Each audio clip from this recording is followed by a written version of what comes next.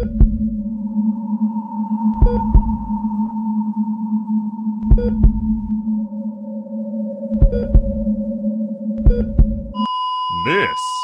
is the Celebrity Afterlife Report podcast.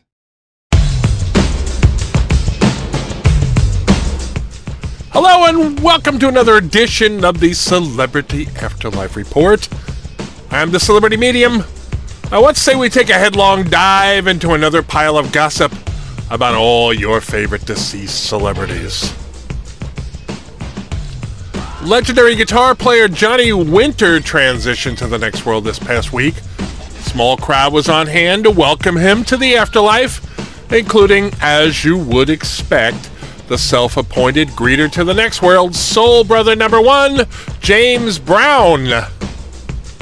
Now, what you might not expect, that also there was Jim Morrison.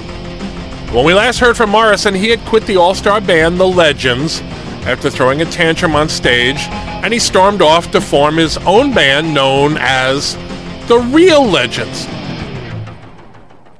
According to my Afterlife paparazzi sources, The Real Legends were booed off the stage at one of their first appearances when the audience discovered that the band members were lookalikes of the members of the Legends band. Yes, I know it's all a little bit confusing. Don't blame me, I just report the news for the next world. Anyway, according to a source who was on hand, Morrison immediately approached the albino blues guitarist and invited him to join The Real Legends. My source tells me that Winter appeared a bit disoriented, not unusual for new arrivals to the afterlife, but seemed to at least vaguely understand what Morrison was asking him to do.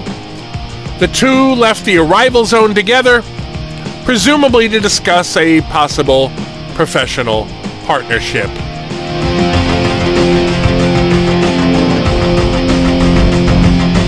Now, just when you think something from the next world can't possibly get stranger, it does. You'll recall that last week on the report, I told you that Mother Teresa, the nun who worked with the poor of Calcutta, India, had decided to become a disco diva in the afterlife. A disco has become popular again recently in the next world, thanks to the efforts of singer Donna Summer. Okay, that's odd enough in and of itself, but just to make things even odder, the singing nun has chosen as her signature number a variation on Summer's hit, She Works Hard for the Money. She has rewritten the lyrics, so they now say, should I sing? All right, I'll sing it. I worked hard in Calcutta. I worked hard in Calcutta. I worked hard in Calcutta, so you better treat me right.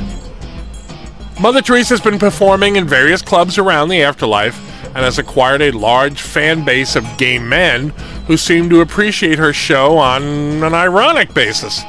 Some of them have even come up with a dance they performed to her big number called the Leper Dance, during which they pretend to be losing extremities and reattaching them. Now, according to my sources, Mother Teresa is completely oblivious to the fact that the boys are mocking her, and she seems thrilled by their tumultuous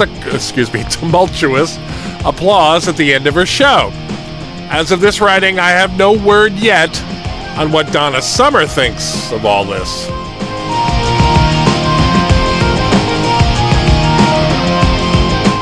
My next world paparazzi sources tell me that John Belushi has a new love in the afterlife. The Saturday Night Live star has been seen out and about in recent weeks with Nicole Brown Simpson, OJ Simpson's former wife. The two met at a comedy club owned and operated by John Candy, another legendary comedic actor who is Belushi's friend on the earthly plane. Belushi had stopped in to be a guest in some sketches, and Nicole introduced herself to him after the show. According to my sources, the two hit it off and soon started dating. I'm told that John is much thinner than he was when he was on SNL, and since there are no narcotics in the afterlife, his addiction problems are behind him. When asked how the relationship was going, Nicole said, "We're taking it day by day. Right now we're having a lot of fun together, and John has been a complete gentleman to me," unquote. It may have taken her a while, but it's good to hear that Nicole has finally found a man who treats her right. Just before I recorded this edition of the report, I received word that actor James Garner had arrived in the next world. Garner was much loved for his work in his many movies, as well as for starring in the TV shows Maverick and The Rockford Files. Unlike Johnny Winter, Garner seemed to have his wits about him and was smiling as if amused by his new surroundings, according to my source. No sooner had he arrived when he was greeted by the ubiquitous James Brown. Now, close on James's heels was the equally ubiquitous John Wayne. As you may have guessed from listening to previous reports, Wayne immediately offered Garner a role in his upcoming remake of the original Terminator movie, in which the Duke is planning on starring. Garner shook Wayne's hand warmly, but politely rejected his offer with a laugh.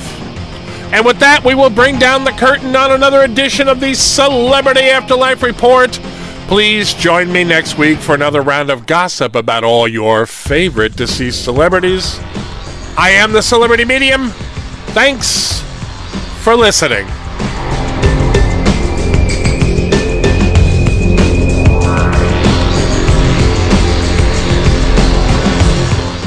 You've been listening to the Celebrity Afterlife Report podcast.